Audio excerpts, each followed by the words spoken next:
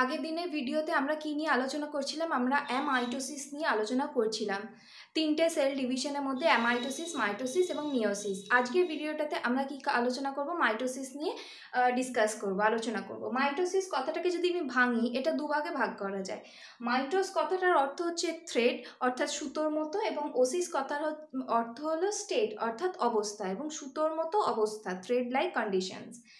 Mitosis শব্দটাকে, mitosis প্রক্রিয়াটা কে দেখেছিলেন? স্ট্র্যাসবার্গ দেখেছিলেন প্ল্যান্টসের ক্ষেত্রে, এবং ফ্লেমিং দেখেছিলেন অ্যানিমালসের ক্ষেত্রে, এবং টার্মটাও দিয়েছেন হচ্ছে ফ্লেমিং। মাইটোসিসকে আমরা বলি ইকুয়েশনাল ডিভিশন, অর্থাৎ যেই অপত্য কোষটি সৃষ্টি হচ্ছে এবং মাদার এবং ডটার সেল দুটোরই ক্রোমোজোম সংখ্যা হচ্ছে একই থাকে। মাইটোসিস কিন্তু আমাদের সোমাটিক সেলে দেখা যায়, কোনো কোনো ক্ষেত্রে মাইটোসিস কিন্তু জার্মিনাল সেলে মাল্টিপ্লিকেশন দশাতেও দেখা যায়। ক্যারিওকাইনেসিস এবং cytokinesis. Karyokinesis prophase, metaphase, anaphase, telophase.